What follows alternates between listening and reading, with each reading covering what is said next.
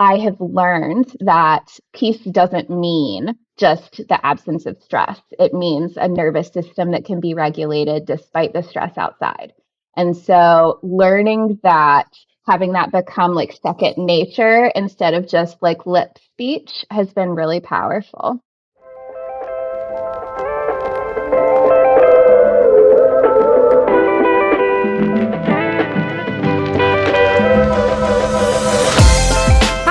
We're Joan and Jamie, two humans in bodies who take care of bodies for a living. We created this podcast as practical medicine for bodies living through this disembodied time. We want to invite you to come sit with us and experience the beautiful, loving, complex person that is your body. Well, hi, Joan. Well, hi. An authentic hello in the middle. Because, hey, aren't we meeting again, though we've also been speaking constantly? Over and over and over, every moment of every day. Moment. I have no idea who you are until you tell me. That's right it. Now, in this present moment. Mm-hmm. Yep. I know. I'm actually like experiencing that. Isn't that wild? I know it was like humor, but also like, but that's also real. Well, that feels really real for this episode in particular because I got to watch you. And this might sound strange, but I got to watch you meet someone I guess I watched you do that with Caroline too. But I get to see you in a really specific expression of self in that role. And yeah, we just had such a phenomenal conversation with this incredible woman who is a former / occasionally still current client of mine who works in psychiatric medicine.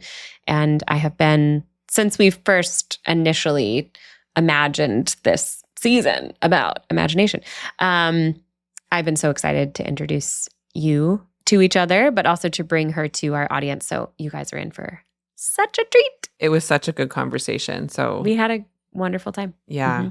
Mm-hmm. I'm feeling so like jazzed and lit up. And we use a lot of, because we all have evangelical Christianity in our past. So I'm like, I'm really feeling like fired up and like the spirit is moving within me and I've acquired the fire and like. Joan has acquired the fire. Is that, okay. Was that a thing in the States? Like literally acquire the fire? Okay. So. I feel like that was like we came to a stadium in Canada. There's no way that Canadians invented a stadium tour evangelical Christianity. Like that was for sure. Y'all don't have very many stadiums up there. You have like 3, 4 in your. Yeah. We're just the bonus places to come and acquire more fire. Places, you know. Cops Coliseum in Hamilton, I acquired. Listen, there's souls that need saving in Canada too. Absolutely. And I was out there. I was doing my part. Same. Yeah, we definitely had acquired the fire. Yes, for sure. Love it. Don't you worry about that. Good. This sentence came to me multiple times during our interview with Leighton. So I guess I'll say it now before asking you about how you've been experiencing your anatomy lately. Yeah.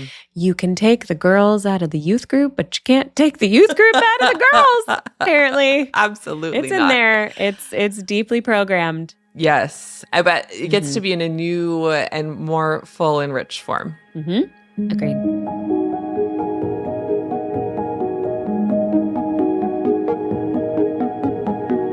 Well, how have you been experiencing your anatomy lately, Joan? Listen, bring us up to speed.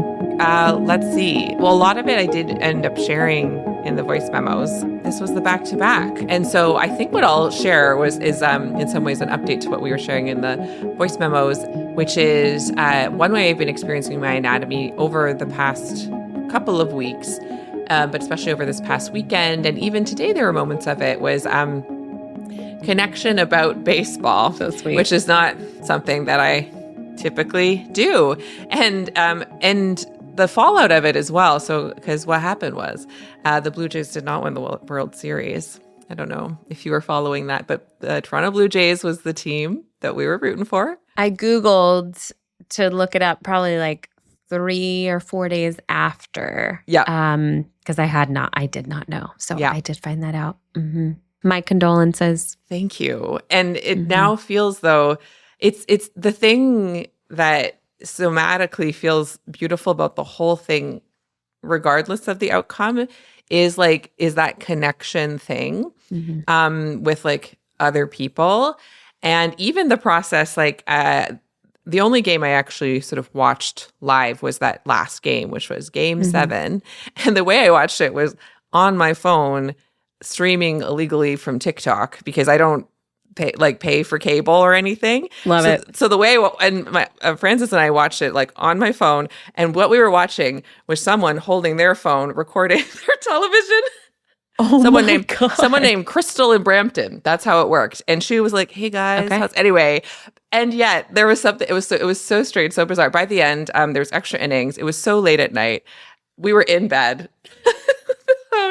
So like none of this is like good sleep practice or life practice in general. You gotta have some of this every now and then, though. The exception of like the connective force, including the absolutely like stunning, beautiful, like painful, but beautiful process of watching like all of like the fans like in the stadium slowly having their hearts broken as it became clear that the Blue Jays, like we thought they were going to win. And then there was one home run that made it a tie. And then there was the next one that made it the other team won, and just the devastation. There's something about that where like, I think in the past I'd have been like, that what a waste, but it was actually still like, we all got to experience that drama together.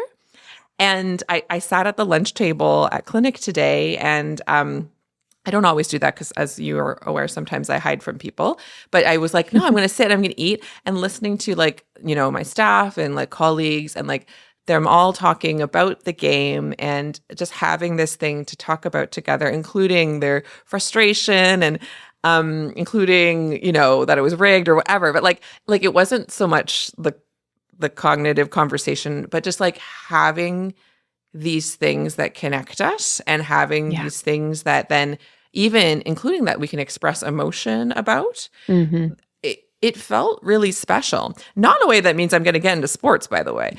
No, but still no. But like, when it feels good, you'll get into, and then when it doesn't, I'm like fully bandwagon, but like really seeking and would love to continue to like seek out and cultivate like what are things that people we can be drawn in together. And like I said, I think in one of the voice memos, also feeling the like, oh man, like technically we could always be doing this about anything. But often it's these sorts of sort of major news type things where then people feel like they can talk about it. But really we could always be like, guys, we're humans in human bodies. Like, yes. Am I right? And that could always be connecting in that same way. So just that's how I've been experiencing my anatomy, is like one of the many that went on the roller coaster, a very specific somatic roller coaster of that World Series. And my boys too. It was so funny. I like asked my boys, like, because especially one of Leo's teacher, I think, is like a super big fan. And I was like, oh, so like, what did your teachers tell you about the games? Like, were they feeling sad? And it was so funny. They're like, they were feeling sad, but like, do you know what they told me? It like wasn't even fair because like the rules only applied to the Blue Jays, and they were not like, it was they were reporting as if it was the fact. Oh my gosh. Some strong opinions that the teachers held about fairness of the game, but they were like, that's so funny. And so seeing them mirror like the telephone game of that is interesting. Wow. And so you can actually see like, ooh, this is happening all the time with many memes, many somatic ideas, and you can see how that can go awry. But like in this case, seeing it about this one that for me has no stakes and it's just sort of a delightful game of telephone. And how that means I'm connected to these teachers, and like actually I'm always connected to them, and they're people that are so important in holding space and caring for my kiddos. Like again, it just sort of illustrated all of the maps of the networks because there's this thing that happened to have happen that we can all be expressing emotion about. I'm into it. Wow. As a person who grew up in St. Louis, and so therefore I know this feeling really intimately. And even as you were describing, like how we watched the game was on, you know, a phone, TikTok of a TikToker. It reminded me that in 2013, the Cardinals were in the postseason again. The connection. Yes. So worth it. so worth it. We didn't get very far that year, which was kind of a relief because I was like, I don't want to keep doing this. Yeah. I'm so tired. I'm so excited and I'm so tired at the same time that eventually the tired just weighed out. And I was like, okay, well, they're over now. I guess that's fine, But it would have been really exciting if, they'd won too. So yeah, I'm very intimately acquainted with this feeling, the feelings of this particular experience of like part-time, very specific moment sports fan. Yes. And all the ways that infusion into that world, like, it really does open you up to an awareness of human connection that can affect the rest of your life if you let it. It's very cool. It's so good. Oh, well, maybe someday Cardinals versus Blue Jays. That'd be like, as someone who loves both of those birds. Let's make a pact right now. As someone who loves both of those, not necessarily those teams or the sport, but we love those birds. Let's make a pact. If it happens, we'll go. Oh, to a game. Okay. It doesn't have to be game 7. It doesn't even, we'll go to one of the games. Let's do it. We will shell out the money. We will make the time. We will go have the experience. Oh, now it's got to happen. Now it's, it is written. I love it. It is recorded. Everyone knows. Cool. That'll be so much fun. So I love fun. All right, Jamie, how about you? How have you been experiencing your anatomy? Well, I'm getting weirder and weirder and weirder and weirder, and that is all right with me. Ooh. Something happened to me in that dance workshop that I was in. I mean, plus this container that I'm now in that my dear friend Mouse is facilitating, which is, ritual, ceremony, drumming, trance, authentic movement, guided meditation that is movement meditation. It's hard to describe, but it's very cool to be a part of. And I'm feeling very in touch with like the liminal nature of this season. Mm-hmm. Yes, like fall/winter, but specifically right now, right this moment as we're recording, it's a few days out from Halloween. And so, there's this thought that I very much subscribe to because it has shown itself to be true in my life many times over. The veil is pretty thin for like the week after Samhain. And yesterday, I got the enormous privilege of offering bodywork to 2 women in my community. So one of them, her name is Jenny. She is the woman who holds the conscious dance space here in town. And the other one is Mouse, my friend, studio mate, sister, etc. These 2 women I am learning so much from just by participating in their facilitations and spaces, and also just like through the technology of like close, vulnerable, connected relationship, like letting them in and letting them let me in. And they both had requested body work from me. And I feel like I have just passed through the last few weeks, this portal running simultaneous to being in Mouse's, ceremonial ritual container. I have, in order to hold that within my system with the utmost integrity of just clearing my channel, I am not engaging with any social media between now and February 1st.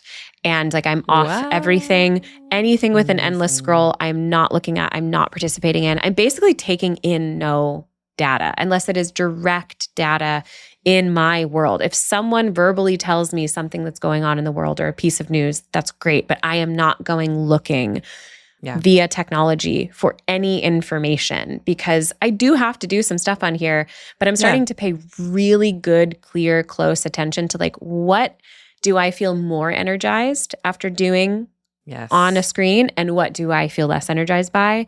And we've been meeting, the coven, we've been meeting together for monthly for almost like 5.5 years now. And every freaking time I get up from that 2, sometimes plus hours of staring at my screen, I'm like, I could lift a car. Let's go. Yeah. Like it's so different. We were talking about, we were sharing, and I just like, I'm so tired of this story that I've had on loop in my brain. And so therefore also, has been like the program running in the background of my body, of my nervous system for years now, that if I'm not online, I'm not fucking fill in the blank. Like good, relevant, going to be able to survive is a huge one.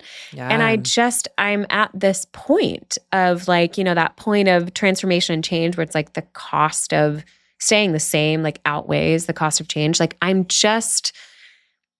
noticing in my body the cost of continuing to behave in agreement with that story is costing me so much more than like the fear, anxiety, trepidation of like, let's find out if I just pull this plug for 3 months, I have enough of a suspicion that I'm not going to die from not being heavily online over. And so beyond the death thing, I'm like, nothing else really has like weight for me anymore. I don't care about how I exist in the consciousness of other human individuals, like esteem, notoriety. I'm sorry, I have done way too many psychedelics to like care about that as much as I did.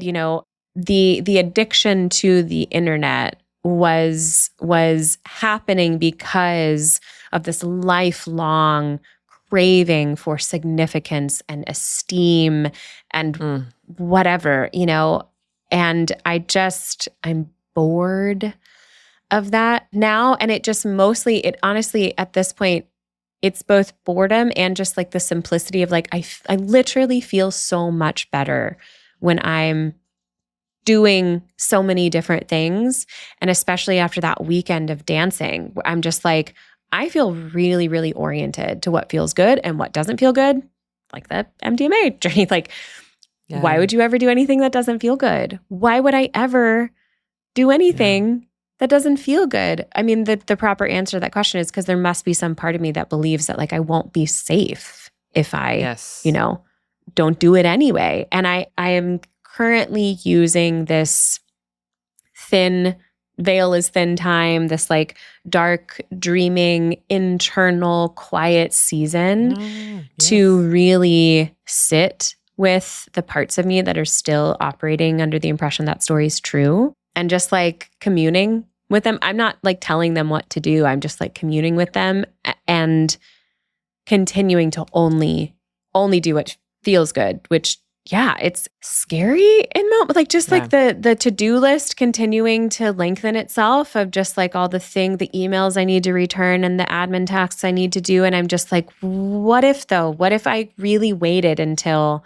I felt a genuine desire to do those things? Can I trust that that's coming? And then just like take my dog for an hour-long walk with a watch on, leaving my phone at home instead of using it to reply to things on the internet. So I'm holding that all in my body right now. So I'm deeply in process. I'm at the very beginning of the process. I've noticed some like detoxing, some signs and signals of like detoxing from the endless scroll. I'm looking for stuff. Like I pulled up my podcast app earlier and was like, I'm just scrolling to like see what else is there? I'm like, what are you doing? You know what you're doing. You're still scrolling. You're still scrolling. You're just looking for an outlet to just keep scrolling. So, deeply relatable. Yes. Excited to find out where all this goes. Oh, I'm excited to hear for sure. This maybe future voice memos. Okay. Oh, well, for sure. Yes. With that, I'm so excited for everyone to listen to the conversation we just had now. Yes. So please enjoy the delightful human that is Leighton Morgan. And otherwise, Jamie, I'm going to say goodnight to you because the time is funny. Love it. And let's keep connecting. I love the idea of the thin veil. I'm going to look around for stuff. I'm going to see how that's showing up in my life too. And we can like check in on the voice memos and see what's going on. Love it. All right. Well, it's been so good to be with you for so much time this evening. And listeners, enjoy Leighton Morgan. We'll see you guys next week.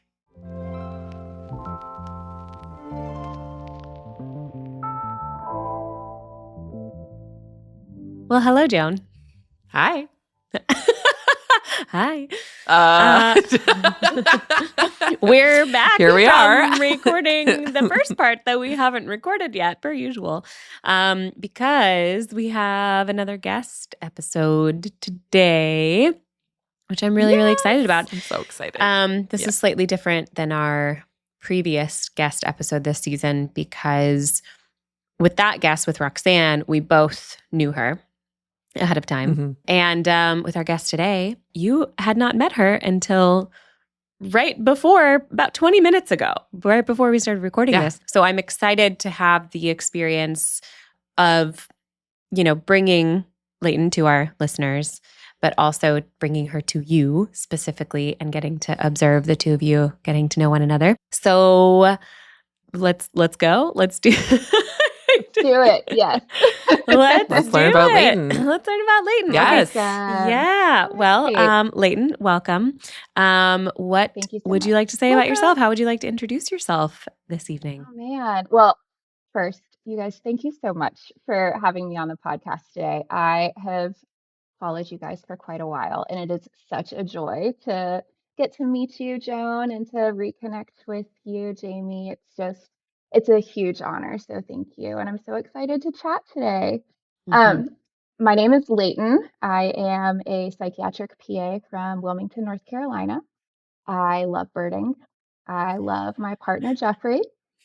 I love my dogs. I love gardening. I love good music and a good book. And I love the ocean. I love the water.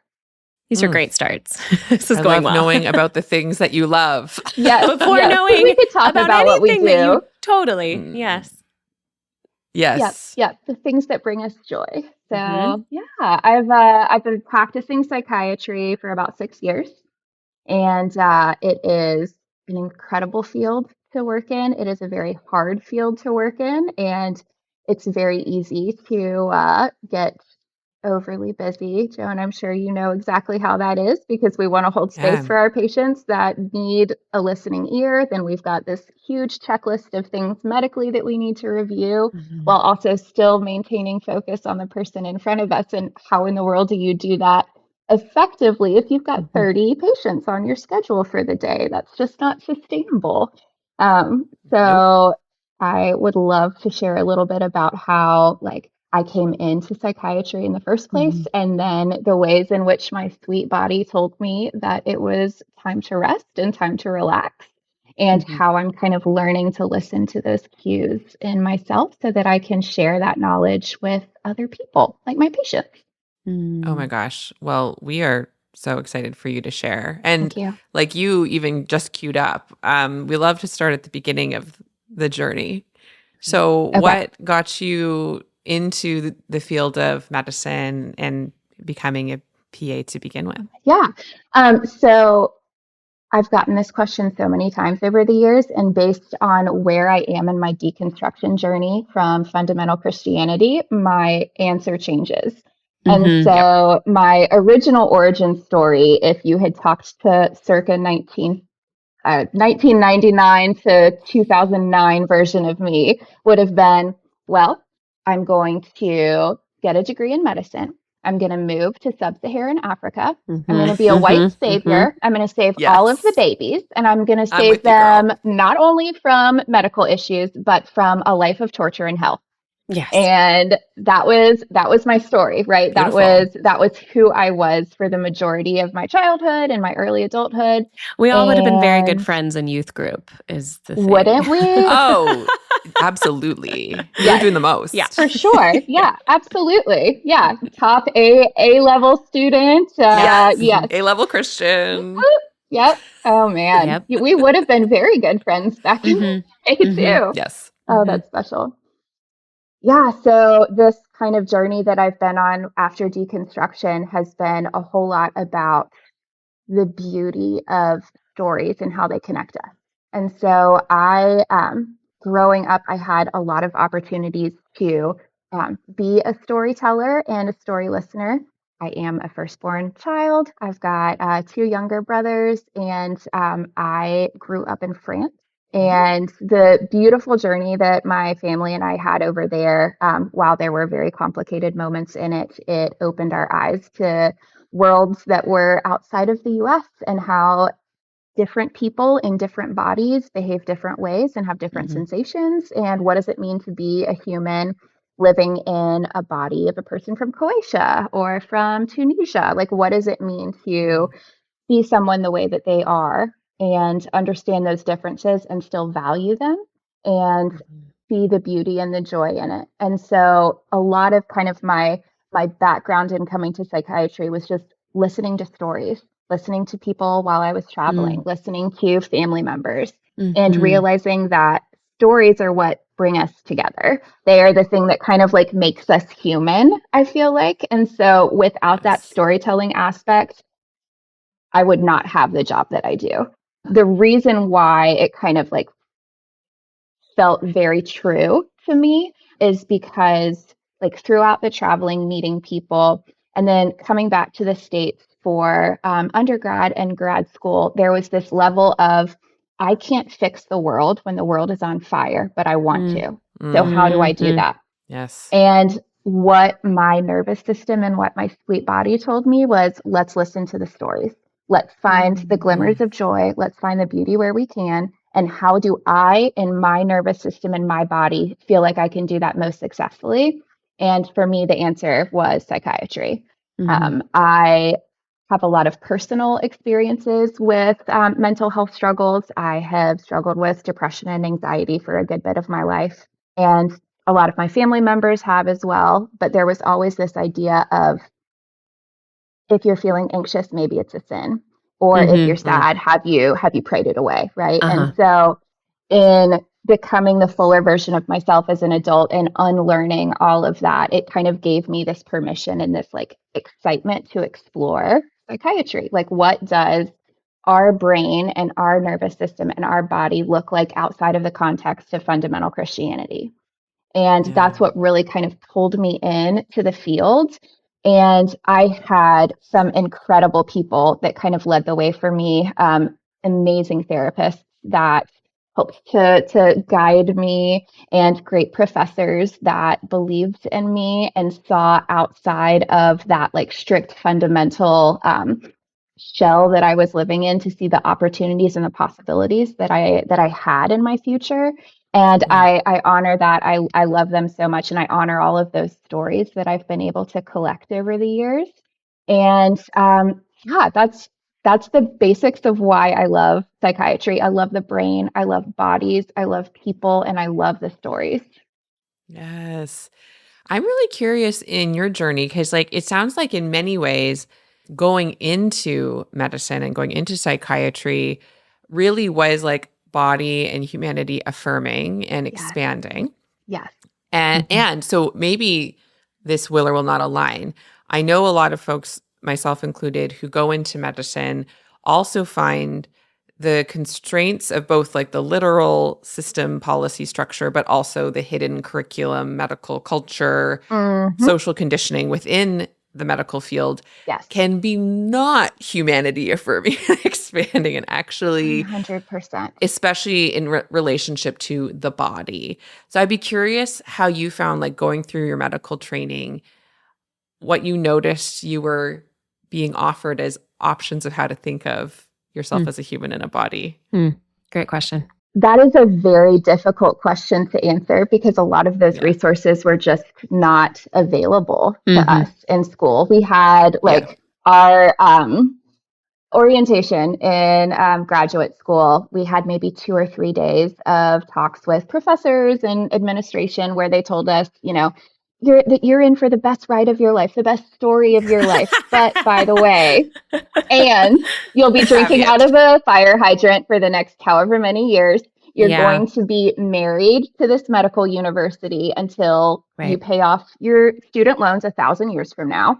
And let's go ahead and put you as a person in a little box over here, and we're going to put the top on it, and we can open it when you're done with school, maybe. But like you as a person don't really exist anymore, because you're serving a bigger purpose, right? Oof, like you are going into medicine because science and medicine are revered and valued, not the person that you're actually treating. That was a very big shocker when I started grad school, because I came from a very small liberal arts college where there was just this like intimate connection with professors and students where people as humans in bodies were loved, respected, affirmed, taught.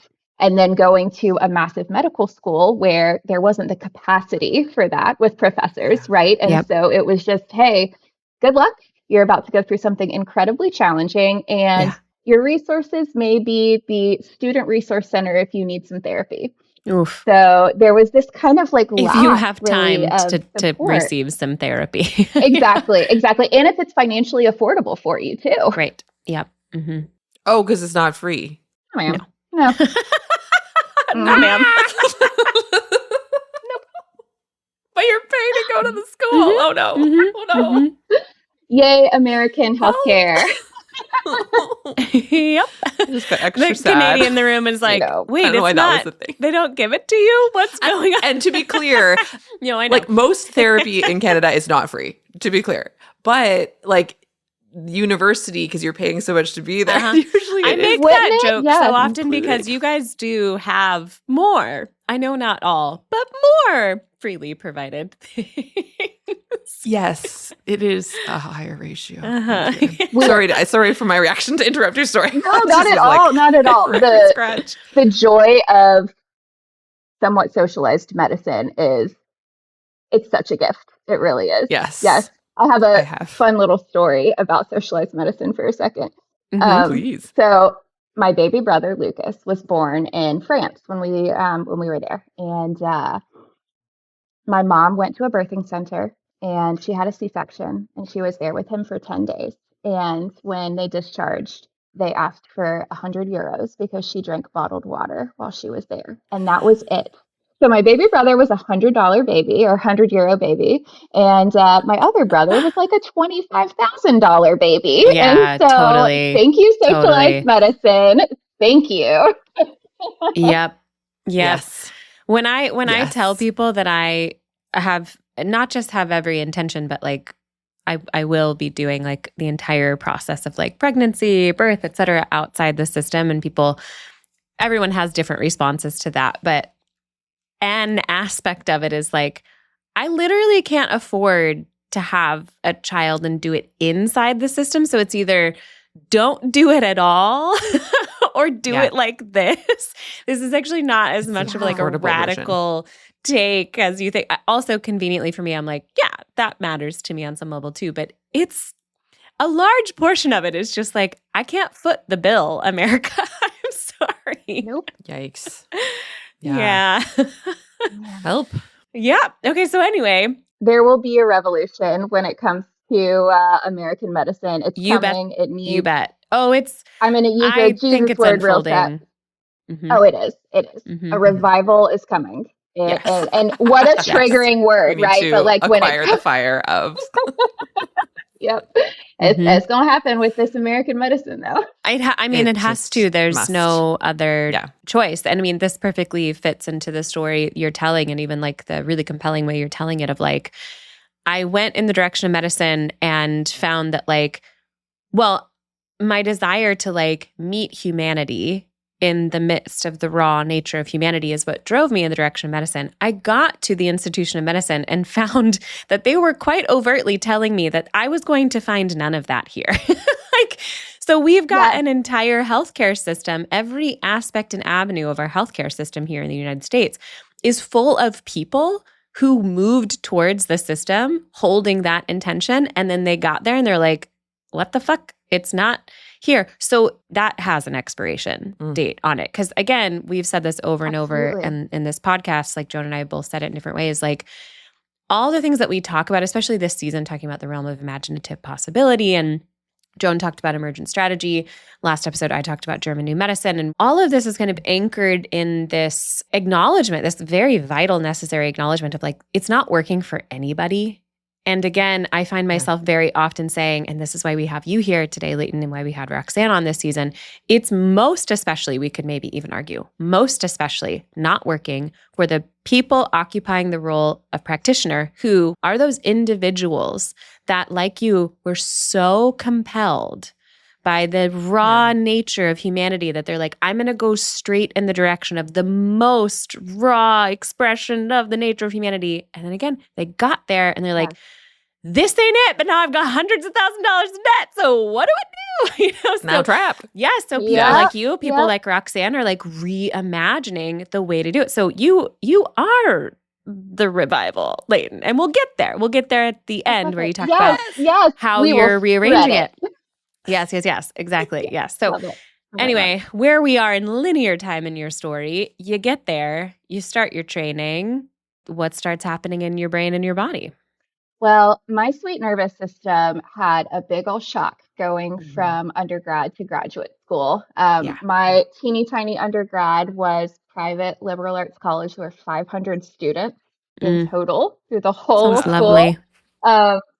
It was beautiful. It was wonderful. Again, there was like that intentionality with professors and the students, and I would babysit for my professors' kiddos. Like there was just this like really beautiful educational experience. And then I went from that teeny tiny environment to the Medical University of South Carolina, which is the medical school in Charleston.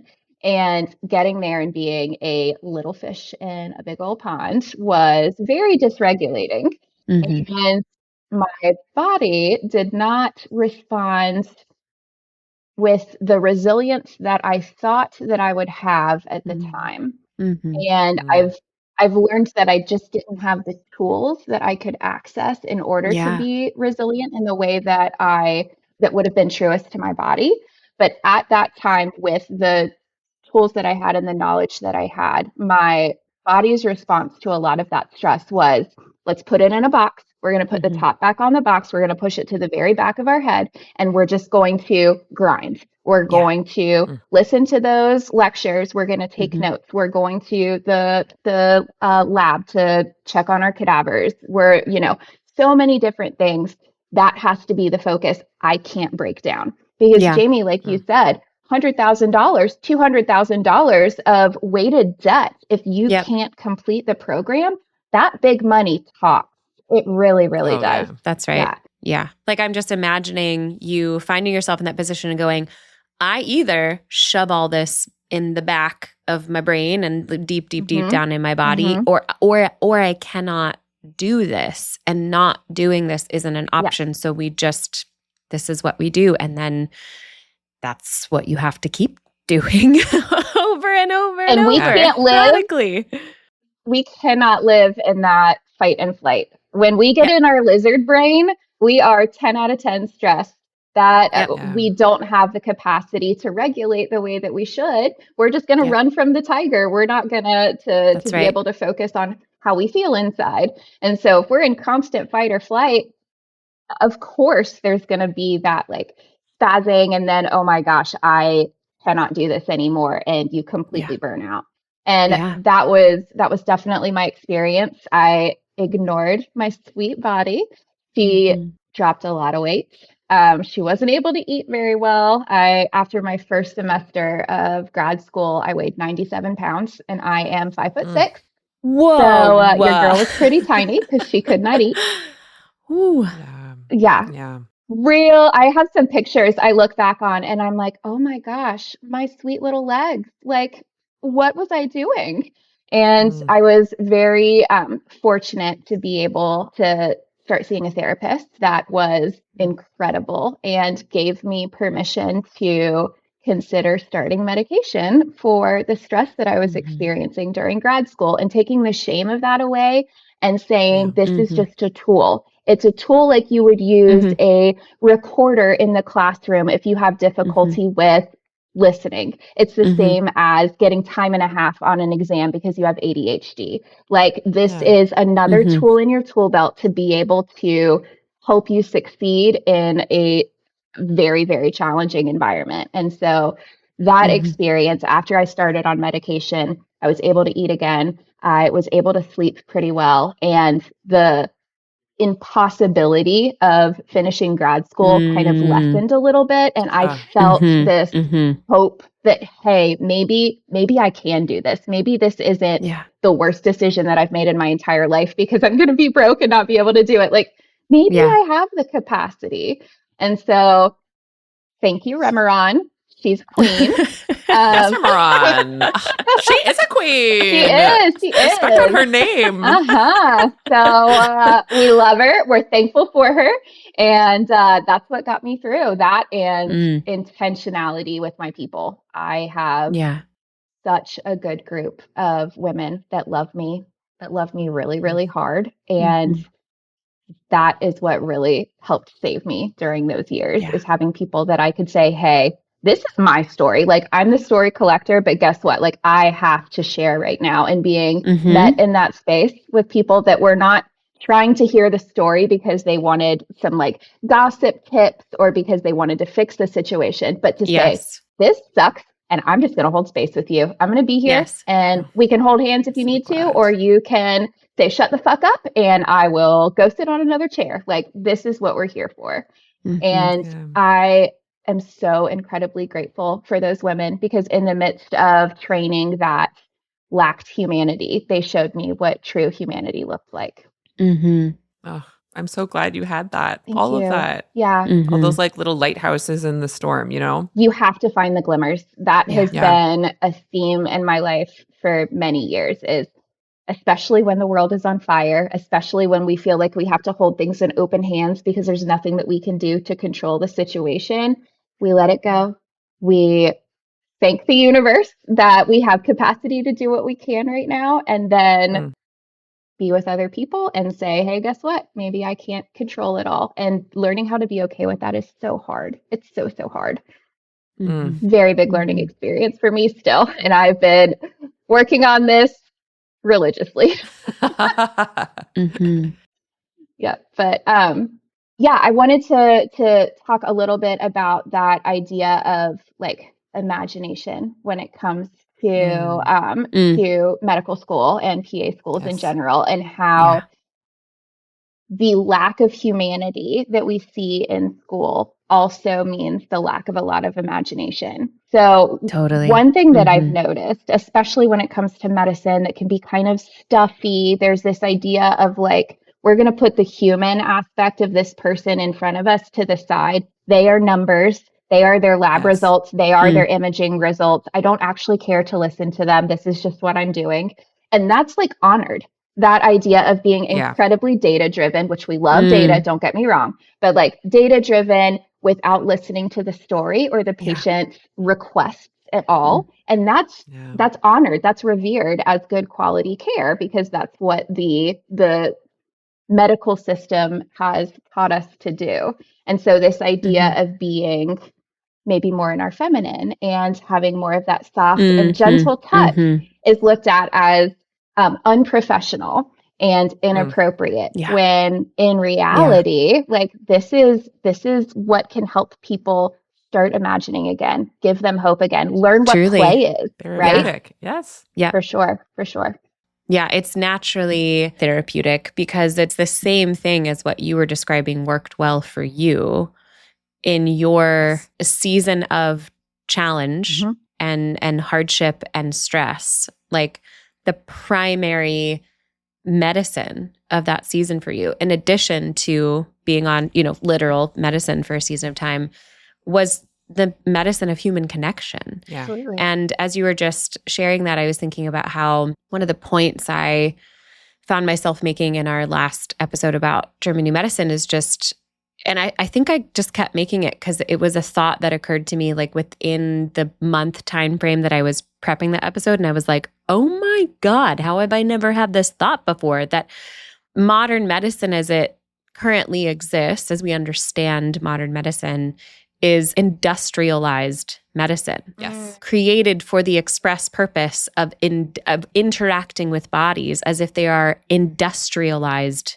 machines. So everyone's suffering in that arrangement. You were training in it and you were suffering. And then once you were trained in it and you're attempting to meet needs and do good, or even just do your job. It doesn't even have to be like do good on like a lofty moral scale. It can just be like, I'm just trying to get the results that I was promised so that I would get here, which is like people becoming more well. And for some reason, I'm not seeing those results while simultaneously like I'm becoming less and less well.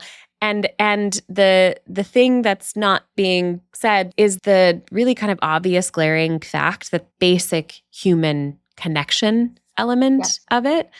And how, you're like, we love, being data driven. The word that came up for me is like, they want you in your objectivity. Absolutely. Like so much. Yes.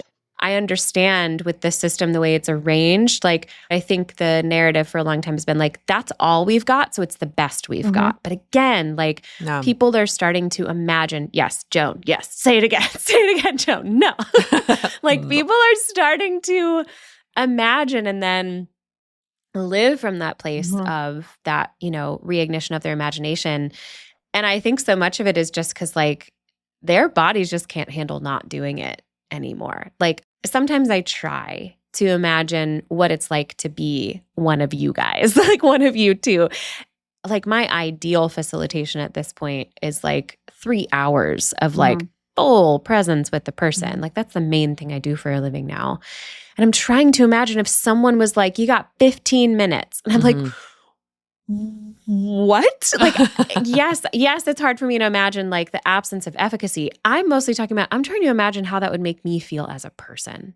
Holy shit. Like it would just like wring me out like a sponge of passion, of purpose, of groundedness, of regulation in my own body. Like, y'all, this sounds really rough. It sucks, and it doesn't have to be this way. That's what's so both frustrating and reviving at the same time. It's like, yes, we are stuck in this really awful pattern, and we know better now, and we have capacity to do better. That's right.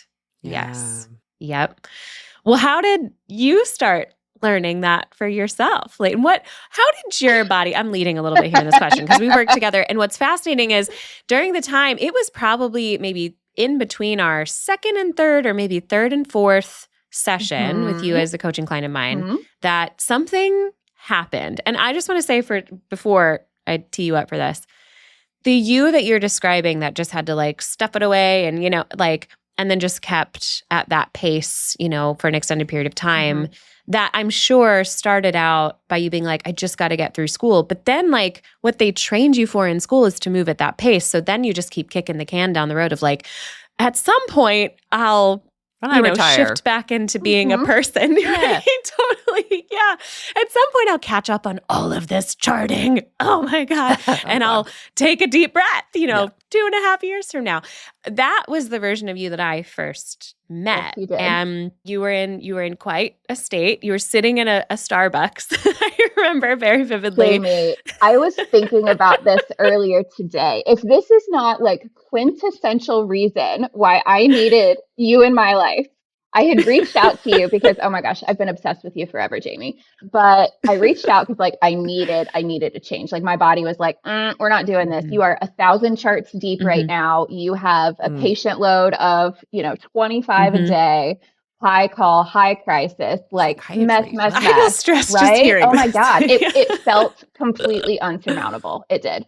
And so, Jamie, I reached out to you and I was like, something's got to change. And then of course, for my very first session with you, I was running late at work. I had to be on the road to get to Charleston, South Carolina. And our meeting was like at 7 or something. And I pulled off into a Starbucks and had our first little video session from the Starbucks. And I'm like, well, I need a better work-life environment. Like, this is what I'm doing. As I'm literally like going from work, driving 5 hours down the road, just to, and I'll stop in and see Jamie over video. Do a quick therapy session. You could not. I got so much data right out of the gate. Didn't you? It was like, great. On a platter, Jamie, fix me. Here I am. I have no time. This is what's going on. I'm pretty sure you said in that consultation, I'm pretty sure you literally verbalized like that you had like 1,000 charts like waiting for you. And I think like there was a part of me that didn't even need to hear that. I knew by looking at you that you were in some sort of that type of arrangement with your relationship to your quote unquote work-life balance. Oh my God. Yes, absolutely. Yeah. For sure. So that's the you. That's the you that I originally met. Yes. and we started working together. And then what happened? Well, Leighton? I ignored my body for years and years and years. And then I ignored it a little bit too long. And again, one evening rather, I was running late from work and I was going back down to Charleston to see my partner. And I was in the car.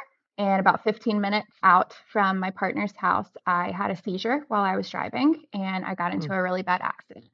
This was the first seizure I had ever had in my life. There was no cause that could be identified, no family history of any type of epilepsy or seizure disorders, and it just happened while I was in the car. And my phone was left in the car. I didn't have access to anyone. The paramedics took me. I had my dogs. They took the dogs to the shelter.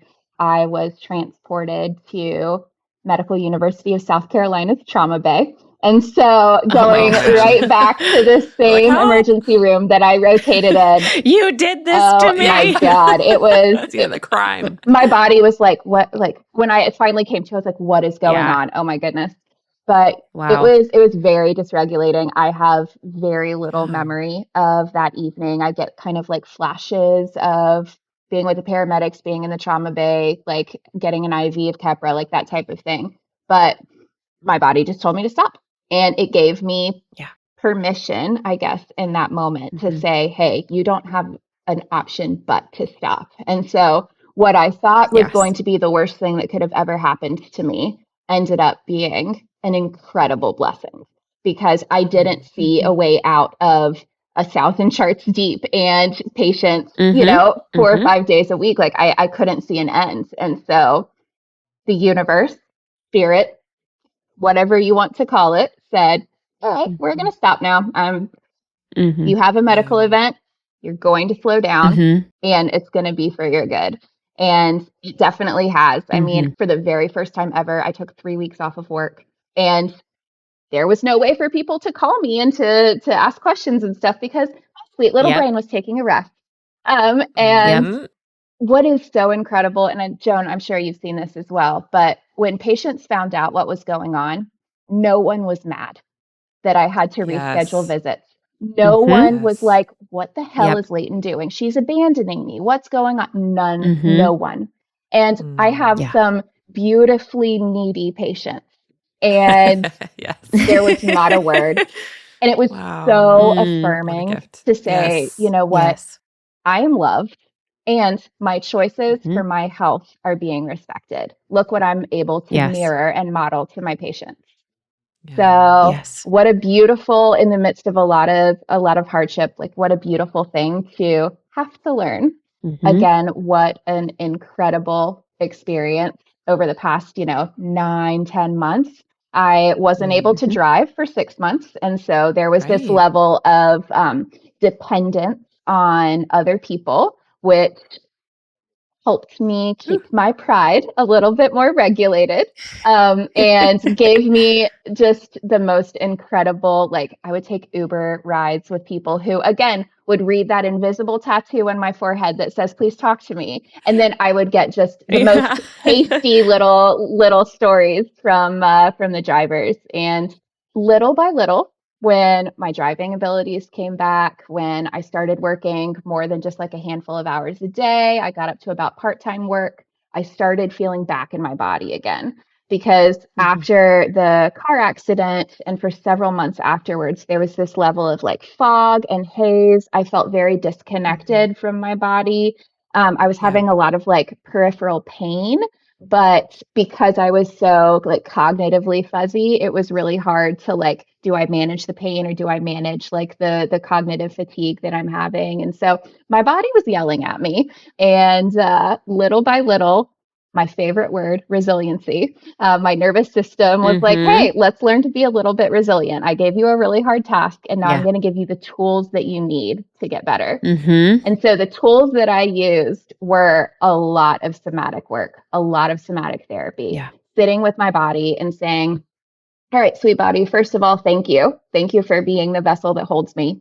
Thank you for always being here with me. And let's do some breath work. Let's feel my feet on the ground. Let's feel my sit bones in the chair. Let's have my shoulders roll back, hand on the heart, hand on the tummy. Let's breathe. Like the basic stuff that we always push aside because there's too many other important things to do. Yeah.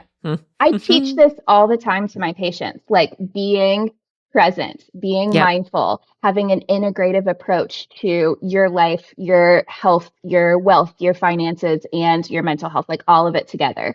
And it's always been a do as I say and not as I do for me, because there's never been, quote unquote, the time for me to like dedicate to myself. And so now for the first time, instead of being a do as I say and not as I do provider, I can be a let me show you the way.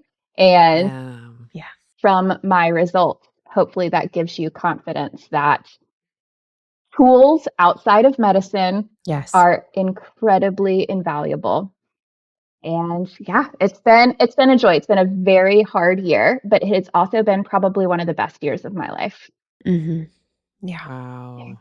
I love to hear anything sort of expanding on what you just shared about what it's even sort of practically looked like to come back to work. And especially, I know like, I'm sure you've experienced this too with patients, but like walking alongside people on their off work, return to work journey, there can be this sense of we're not at the finish line till we get back to full hours, full duties, which I'm like, what does that even mean anymore? Like I have so many thoughts about all of it. And there can be tension and, sort of in parallel to that, I think in many professions, but certainly in medicine, there's like this part-time shame thing where unless you're working actually more than whatever full-time hours, which were like literally like factory hours, why would they even apply to this job? Anyway, like you're just part-time if you just work whatever, not 7 or not 5 days a week, right? I'm just curious if any of those themes have come up for you. Let's go ahead and cliffhang that for a brief moment while we take a little break. Yes. I feel like that's a great thing to come back from a break on, is just like what it looks come like up for you and how, what it looks like now. Yeah. So, great. We'll take a little break. Break time. And we'll be back. Okay, bye. If you'd like to connect with us, we invite you to join us on Substack. exanatomy.substack.com is the home for the Experiential Anatomy podcast. It's the place to stay up to date and never miss an episode, even if you're taking a break from social media. You can subscribe for free, and you can contribute to the sustainable creation of these conversations by upgrading to a paid subscription. Paid subscribers get access to special content like audience Q&As, bonus episodes, and other supportive materials that we've created along the way. We love it there, and we hope you will too.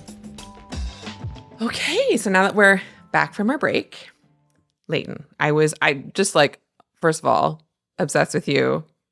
I think we all could have hung out. I knew it was going to happen. In youth group. I knew it was going to happen.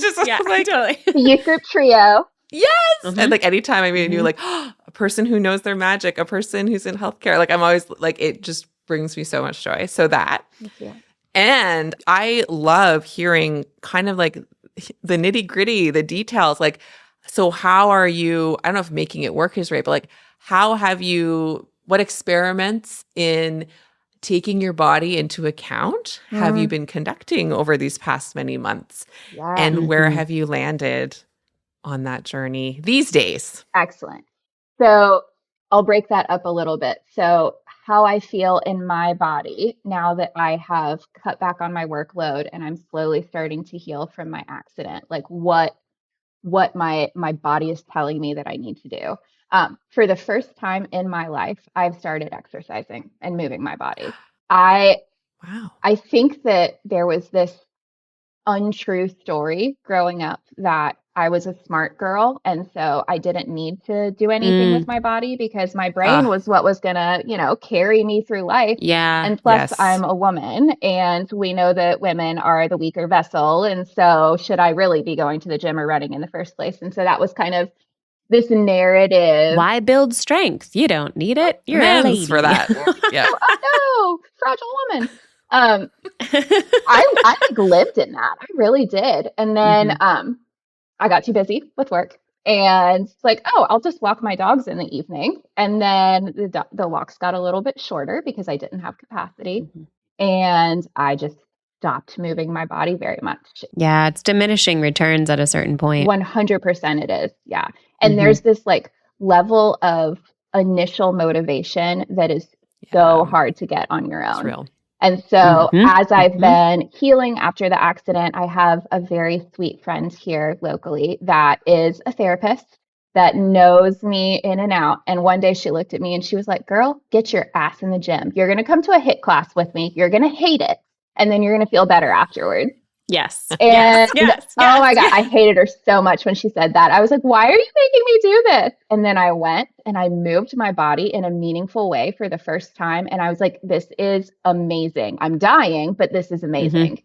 And worth it. The more I started moving my body, the more I was like, okay, I can find what feels good to me and is healing. And so 6 months ago, Leighton would never believe that she's saying this out loud, but I have a personal trainer and I lift weights 3 times a week. Who is she? Oh my God. Who's that girl? Yep. So wow, I didn't even know this part. I didn't know this is Jamie. So excellent. Oh my God. I could not wait to tell you. Like, I'm going to get a you go girl. I know I am. Oh, 100%. And like, so much of that is because my path with this is pretty identical. Like just everything from like the initial inertia to like that didn't move my body for a really long time because it wasn't quote unquote needed. Then like the profound like life change that's suddenly happening to you when you finish your first like class and forever. And you're like, oh my God, that sucked. And also, wow, I'm alive. And then finding your way into like specifically strength training, like same, just like 8, 9, 10 years ago. And so like I've never gone back and like my life just keeps getting better. And the really specific phase of strength training itself, there was like my relationship to movement before I started picking up and putting back down heavy things. And there has been my relationship to movement and like everything else, like my whole nervous system since that point. Because it really is just, I mean, it physically, mentally, emotionally, spiritually, it's so important and it is so potent. And I'm remembering a few months ago when this started stirring and you were like, I'm doing couch to 5K. Sure am. I was like, yes, do it. Totally. And so like, just like the progression of just like, I just feel like something really important happens in a person's spirit when they find strength training because it's just so good for the brain. It's so good for the body. It's so good for the nervous system. Absolutely. And it changed my life when I found it. So I'm super stoked for you. Thank you. Yeah, it's been an enlivening experience. Like I do feel more alive now than I did before. And people are noticing a difference in the way that I'm showing up as well. Like I have more energy when I get to work. So much clarity and energy. Yes. And I have capacity to like get through my afternoon of busy patients and not feel like I have to go home and immediately go to bed. So we love strength training. And also I jokingly say that I'm getting strong so I can beat up ICE if they come to Wilmington. So that's just like my little thing that I say. I love you. Also, they have weapons, I think. So please take care of yourself. Yeah, I will. Another way that I have been learning to move my body in a way that is enlivening as well is dancing. I never used to dance ever. I'm awkward. I've got, the elbows and the knees. At least that's the story I've told myself. Like, I don't need to be moving my body. I am not that type of person. And then I read this really beautiful poem, and it said that when cultures and communities start to feel pain, the first thing that the elders ask is, when was the last time you danced? Absolutely. Oh my gosh, yes. And so I put trash music on the television. And I just dance my ass off, and it is not any type of specialized dance, anything. I'm just wiggling my body and I'm having a great time. Yep. That's all it is. It really is. Yeah. And that gives me like motivation and joy that I wouldn't have gotten without moving my body. There's so much power in music too. Like I'm just leaning into all of those like softer things. Like I talk with my friends about how we're kind of grandmas in our 30s because after our nervous systems have just been 10 out of 10 stressed for a lot of our life, like looking for that calm, that rest, not in the same way as I thought calm and rest would mean when I was younger. Yeah, so I that's thought right. that like rest was the absence of any suffering or any pain. Like I don't want there to be any pain. Nobody needs to be mad at me. I just want peace. I just want peace. And I have learned that peace doesn't mean just the absence of stress. It means a nervous system that can be regulated despite the stress outside. And so learning that, having that become like second nature instead of just like lip speech has been really powerful. Got it. So it's so good to hear this answer. I, again, have just been thinking so much recently about how incredibly important it is for like the human animal to move authentically, to return back to that being like a consistent part of our lives, a consistent part of our individual lives, and also like our communal engagements with one another, to like know each other, know each other's bodies in these ways, to bear witness to each other in these ways. And just, I don't know, I'm starting to really feel like we're not fully human without it. We're like this weird, suppressed, distorted version of who and what and how we actually are here to be. And yeah, this is super exciting and really fun to hear. And I'm really curious what you would say about how the infusion of these really embodied somatic practices into your personal life, into your relationship with your body, like how that has helped you stay in tune with yourself enough to be able to hold your boundaries regarding accidentally dipping back into overwork. Like Joan said before we went to the break, where like there's this idea that like unless you're beyond full time, you're not really doing it, right? And again, I know that over the last few months of us working together and you beginning to, you know, quote unquote, get back to work, but realizing like under no circumstances, quite literally, this isn't even just like I'm saying I would prefer for it to, it's like my brain says no. It's a no. Yeah. So even as your capacity has started to come back, I would just love to hear you talk about like what this has looked like professionally for you to be like, oh, no, I'm staying on her team. Yes. Even when she comes back to like full function, we are not doing that to her Never again. What does that look like? My phrase for this conversation is just never again, on a sticky note on my bathroom mirror. We're not going back. And it is, I am very, very fortunate to work for an owner of a practice that honors what my body says to me and what I need. And so after my accident, when I reached out to her, her name is Hillary, she's incredible. I was like, this is a situation I am at capacity and I have nothing to give. Like, what are we going to do? So she moved my schedule around. When I was in a place mentally where I could come back to work, she sat down with me and she said, all right, we're going to do 2 hours, 3 days a week. When you get comfortable with 2 hours, we're going to go up to 3. If at any point in time you want to stop, let's stop. And that grace that she gave me and that permission to be human was like a make or break situation for me, because I have been in working environments before where I have reached out for help because of feeling burned out, and I was told that there was nothing that could be offered to me, and that from a business standpoint, the work that I was doing was good, so don't change anything. And going from a model like that where it's so like financially driven to a model where the providers in the practice and the patients are both given the grace to work within what their bodies will allow. And so I have a lot of respect for Hillary and thanks for her for modeling to me what good management in medicine should look like. And so having her in my corner is huge. And I have set myself limits where there are a certain number of hours per week that I'm willing to work. There are a couple of slots in my schedule that I'm leaving for emergencies. And then the rest of my schedule does not get touched. So for example, today I had a hard stop at noon. I just had a morning day from 7 to noon. And one of my patients ended up showing up 5 minutes before the end of their visit. And typically I would be like, you know what? it's fine. I'll go ahead and see you. And then, as you know, that pushes out the rest of our day. And then at the end of the day, we're all frazzled and forgetting everything. Totally. And so I sat with myself and I said, you know what? No, I'm not going to see her. And it was received oh my God, totally so good. fine.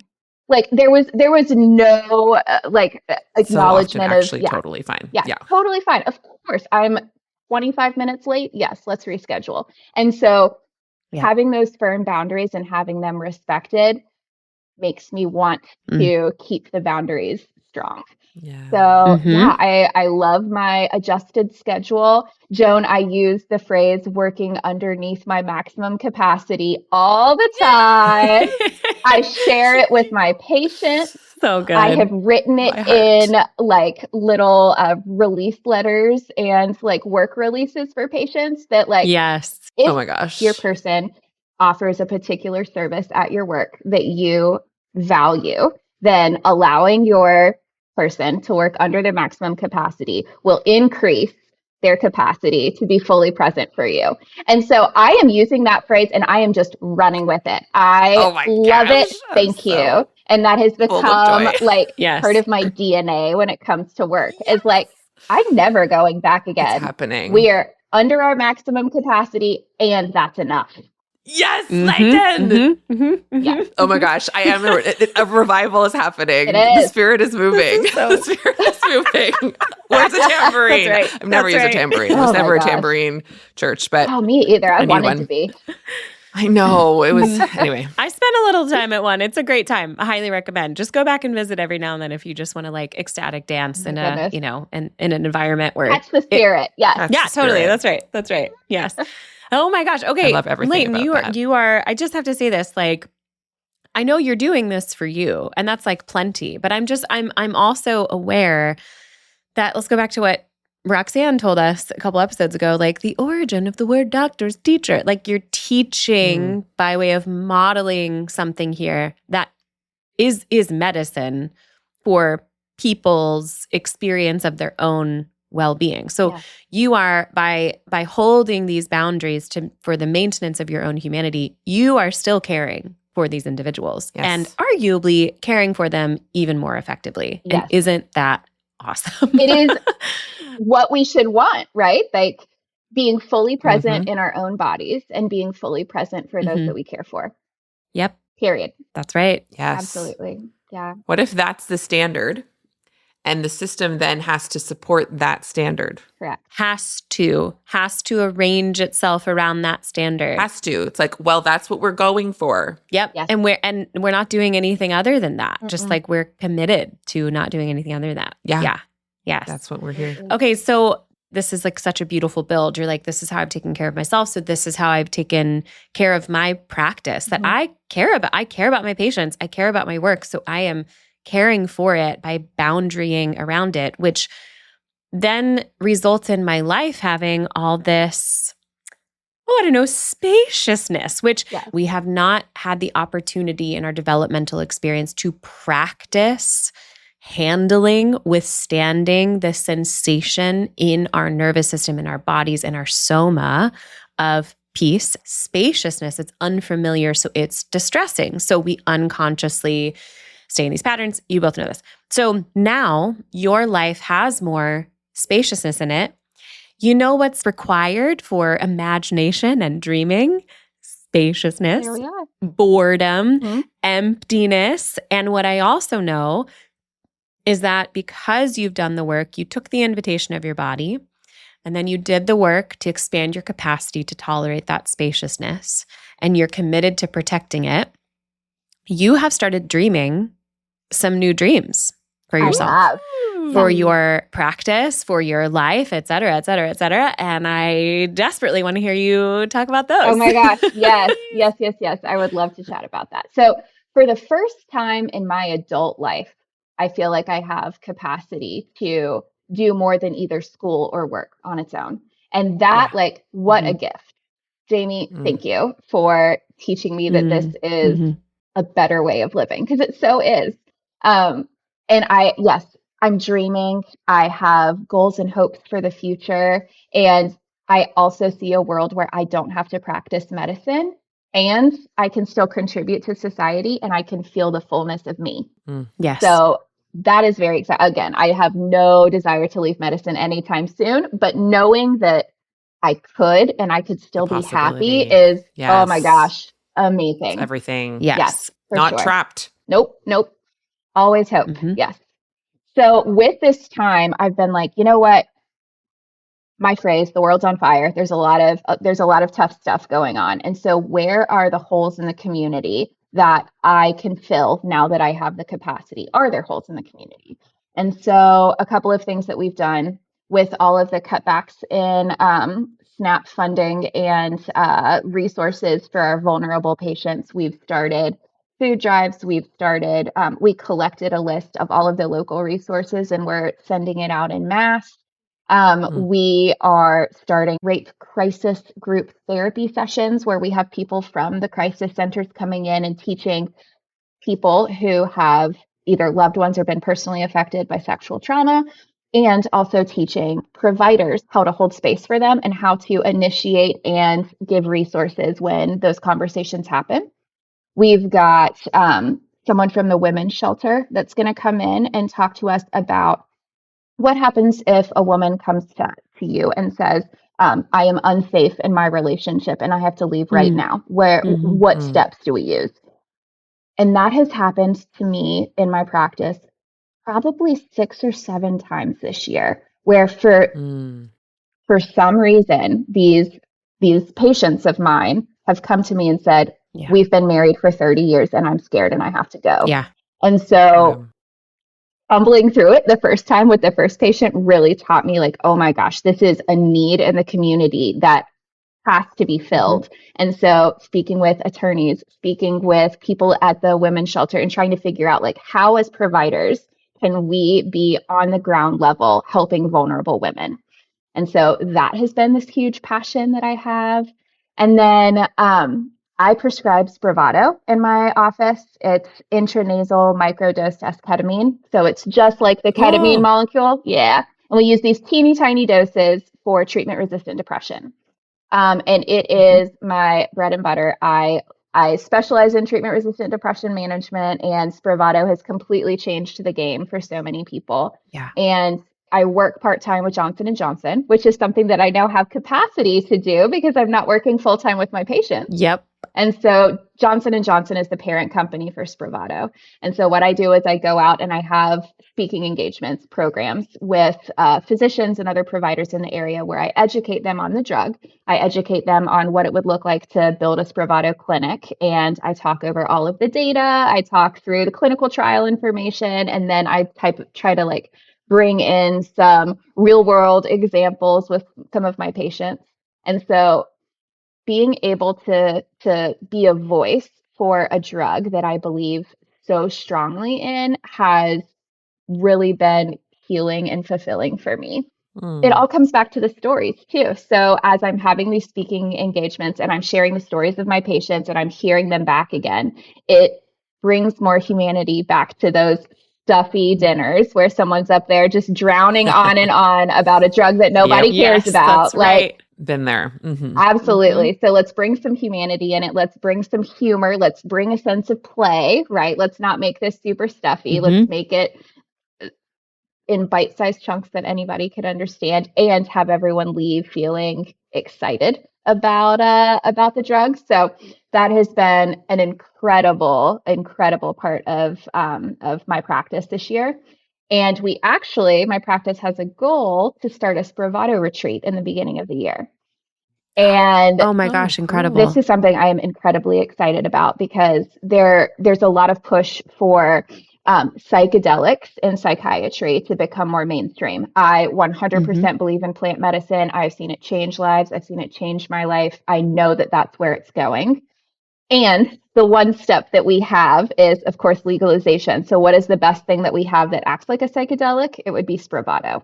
Yep. And so being in this community of knowing about the drug, of seeing the drug work and change lives, and then realizing like, what would it look like to be incredibly intentional and offer integration with those treatments? And the best way that we could think of doing that is let's make it like a weekend or a 48-hour thing where we come in, we have a conversation about what intention looks like for a journey. What are questions that you want to ask your subconscious? What are goals that you want to achieve when you are done? What do we do in case you feel activated and you need to be grounded again?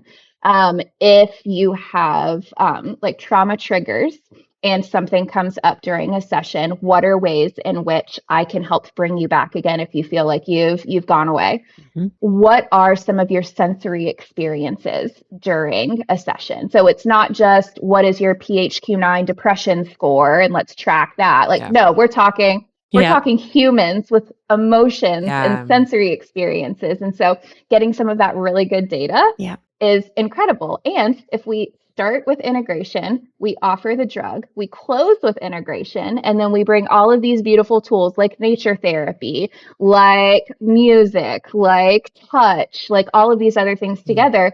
Bodywork. Bring me in, Leighton. Put me in, coach. Man, absolutely. Oh my gosh. I was thinking about that the other day. Yes, I'm in. Oh yeah. But it's so exciting. It's so needed. And it does open the door up for when psilocybin is more mainstream and some of these other incredibly healing medicines. We have the foundation. We have the framework of what'll be needed to make those drugs easy to access, but also very safe, and doing so in a harm reduction way as well. Yeah. Mm-hmm. Yeah, that's right. All this came from that brain, right? Oh my goodness! Seizure 10 months ago, because that brain then got to get real quiet and real spacious and real free. Yes. And what a journey! I think what ends up driving us to stay in those states of overwhelm are those stories that story that we'll like hurt ourselves with. That's like, oh, if I'll be less effective if I slow down or something.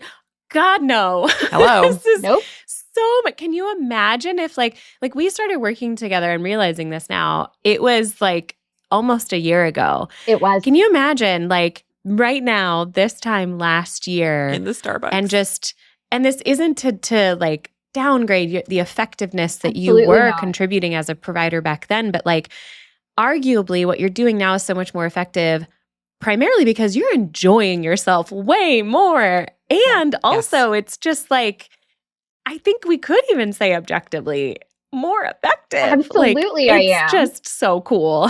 Thank you. I agree. It is so exciting to see. When I'm with my patients, something that I try to be very intentional about is going back through their own story and saying, all right, I started seeing you on this day. These were the symptoms that you were experiencing. This was our journey, and look at where you are now. Look at how resilient you are. So huge. You that's right. Find something to say, I'm proud of you. Like saying that to one of my patients every single day and showing like, hey, look at what you've done. Like, this is so beautiful. And so I am a better provider now that I have capacity.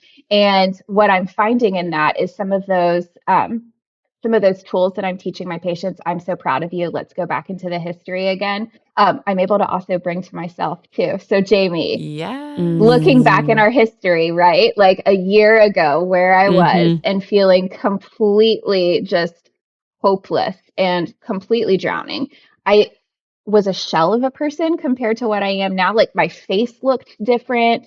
Like I was puffy. I like looked exhausted. And as I've moved more into alignment, it's amazing to be able to go back and look, and I'm not the same person anymore. Like, I don't think that any older version of me would believe that this is where I am now, would believe that I have a career that brings me so much joy that I can give back to the world and protect myself and love myself at the same time. I have a partner that would die for me, that I love more than life itself. I have the best dogs in the whole wide world. I have the best view of the sunset. And like, I can say those things and they actually mean something now compared to like beforehand when it would just be like, oh yeah, I have these things. And it was just lip speech. But living in the moment, being fully present in the now, I can really appreciate those things and just look back and say, wow, from where I came, like, look at how far I've come and look at how much more like truth and growing is coming in the future. And it's learning that myself gives me a lot of excitement to share that with other people. Because I'm like, look, it's changed my life. Like, oh my gosh, this is what it's about. This is the journey together. That's right. I can only do it because I learned it too. So like, this is like the moment I'm having. It's just like, oh my God, it's just like this until you die. And like, that's so cool. It just keeps going. Yes. It just keeps going. And the ripple effects. Indeed.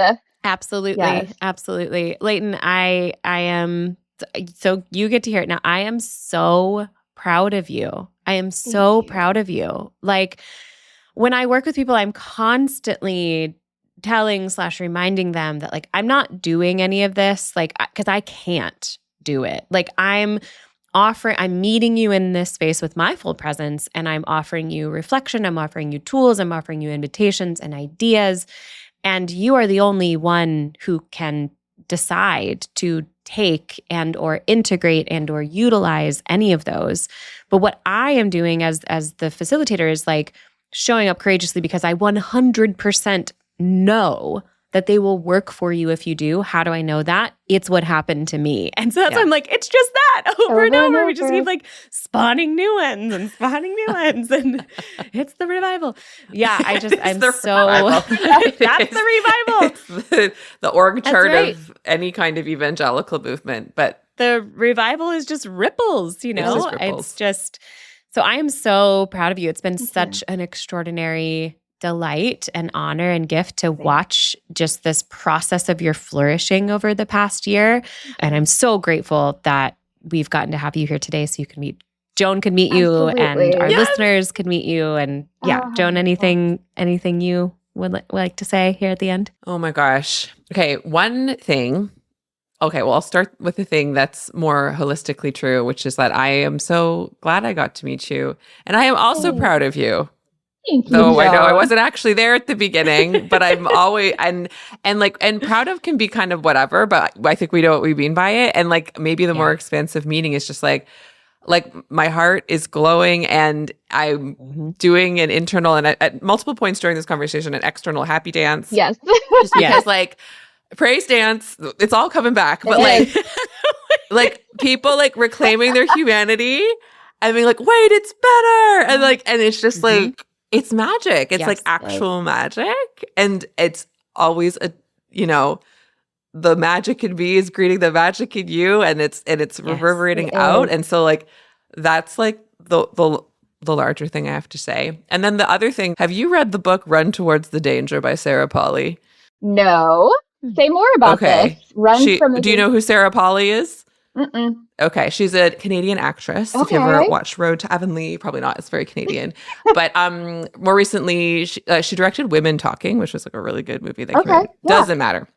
She's suffered a concussion, and anyway, this book is a series of essays about her life as a child actor. It talks about themes of trauma, and it talks about for her what helped her recover from her traumatic brain injury, which was like being hit in the head thing. And it was this, I'm forgetting like the name of the kind of concussion therapy, but it's because a lot of concussion therapy in the past is like rest and be almost like, and don't let the symptoms get too big, which like there's a kind of a wisdom to it, but then also then that means you can be terrified of anything your body's telling you.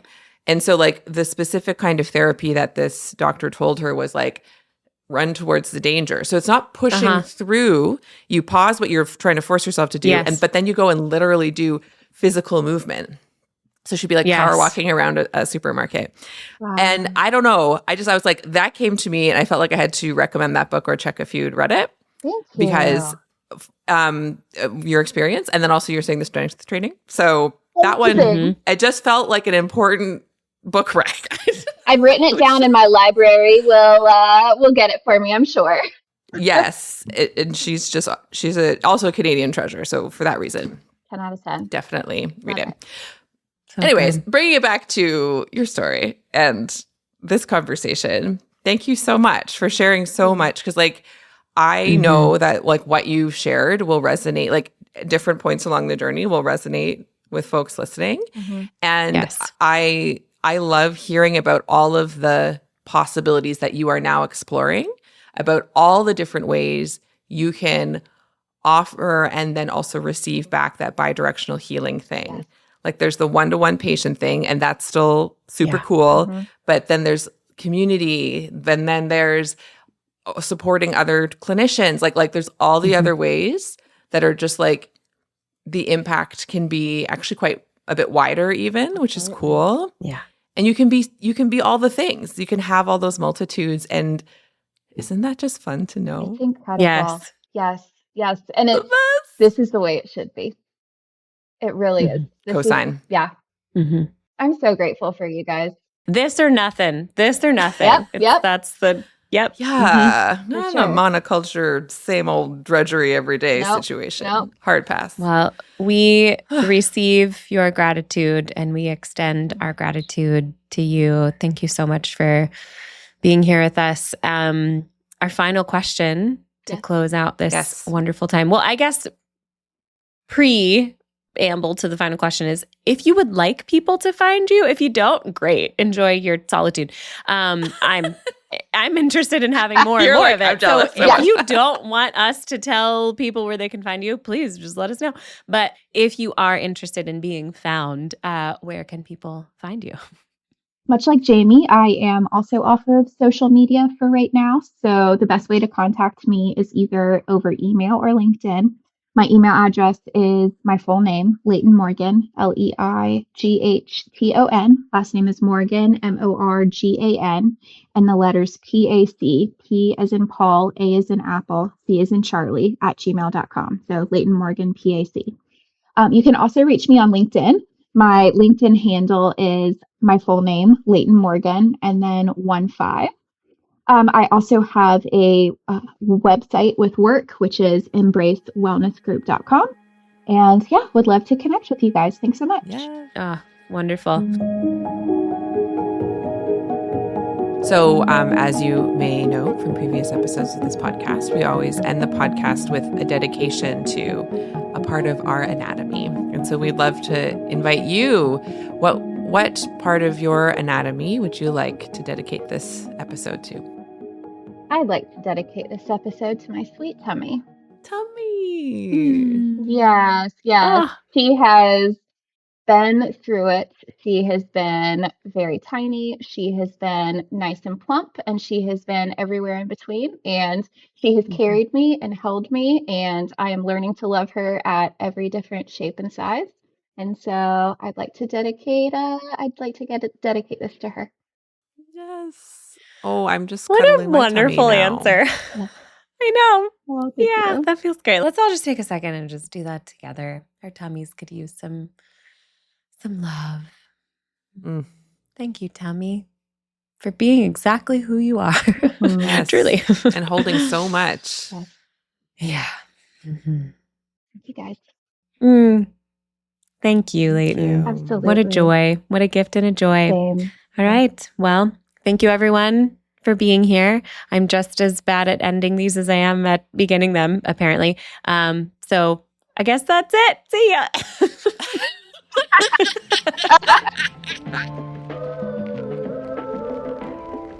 This is Experiential Anatomy. Thanks for listening. I'm Joan Chan. And I'm Jamie Lee Finch. Experiential Anatomy is co-hosted and created by us. Amber Wyndham is the editor. Julia Wyndham is the supervising producer. Senior producer is Elizabeth Wyndham. Aaron Beatty leads our community management. Our theme music is Park Pier 3 by G's Guy. If you have any thoughts, questions, or stories to share about this week's episode, email us at exanatomy@gmail.com. Please follow, rate, and review on your favorite podcast platform. And remember to join us over at exanatomy.substack.com. Experiential Anatomy is produced by Windhaven Productions.